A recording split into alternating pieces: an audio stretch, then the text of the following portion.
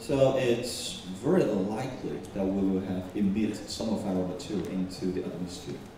不过这材料确实它有它的味道。 However, it's indeed just like any other materials. Our material do has its own type of smell. 那这个味道就见仁见智。 Well, so whether you're gonna like it or not, it depends. It really depends. 对，所以这个部分就跟任何一个人都有自己身上的体味。 Okay, so make it a metaphor. So it's similar just to body, to human beings. So we all have our own body smell. 所以我为什么希望高医师可以加入CELLwood？因为他从医生的观点来看看CELLwood的对人有没有危害。 So that's one of the key reasons that I really hope that Dr. Gao is able to join our team. 但是我不是 chemistry， 还是要 John tell us what is the real content of the smell comes from. I have the same experience. Share with students. Actually, it does smell a little bit when the weather is a little bit. So 天气热的时候，它的确会产生一点味道。我能不能多问一两句？就是说，这个味道是非常大吗？还是说你要离得很近才能闻到？你只要走进到那个房间。走进到那个房间。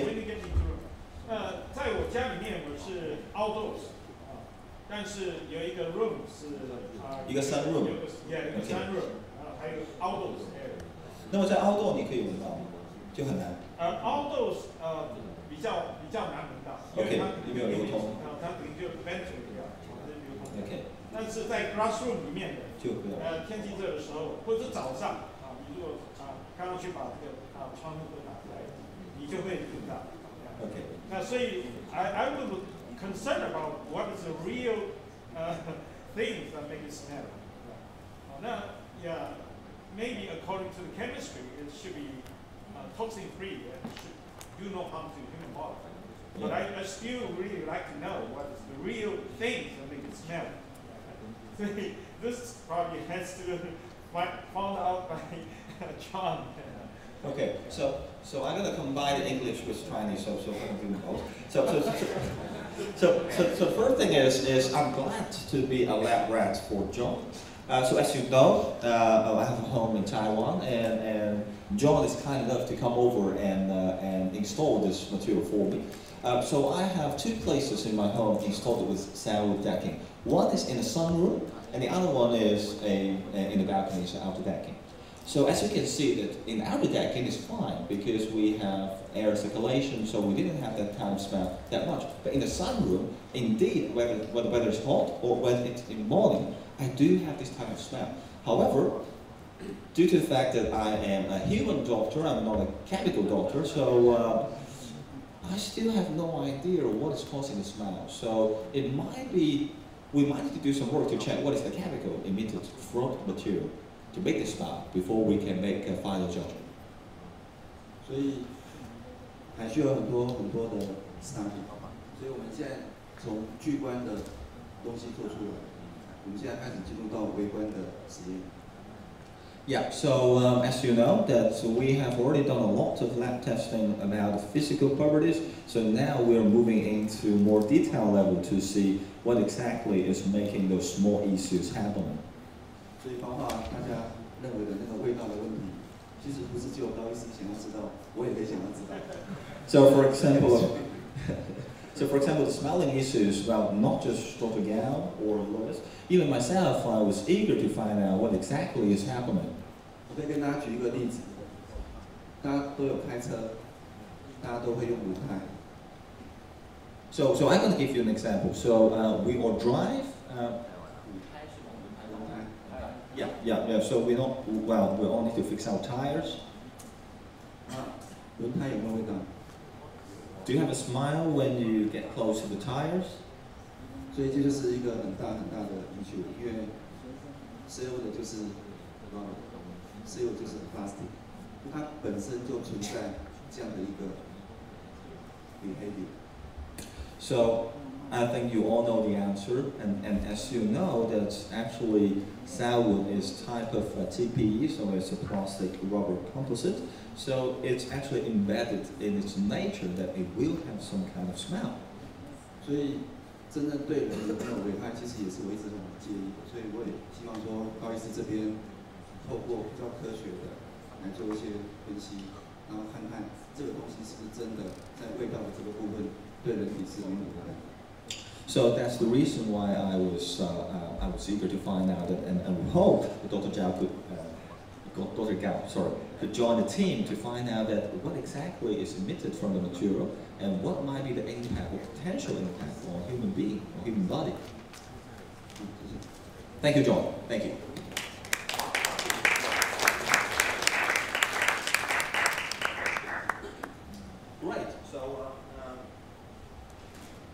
Right. So hopefully this gives you the answer. Okay. So 我还想再去多补充一点点，就是说其实我们有去做一个比较具体的测试关于这个微晶骨。那么其实我们是知道，就是说这个材料本身呢，它的这个 emission 呢是 1% VOC， 按理来说呢是不会对人体有任何的这个负面的影响。至于说这个气味的问题呢，我想可能是它内部的某一种这个化学造成的一个情况，就像花香，其实它可能不会对人体有什么很大的影响，但只是它就是一个这样的味道，对。Yeah. Okay. So let's move to our final guest. So, well, you know what? One thing I really want to find out is you tell me the other day. So before the dinner, right? You were covered by dust because you just went to your own stone lab, doing all the tests, doing all the trials, right? So can you give us some more detail? Well, it was more of just ripping. How long it will take to rip. Okay. How long does it take to cut? How easy is it to cut? Does it fall apart?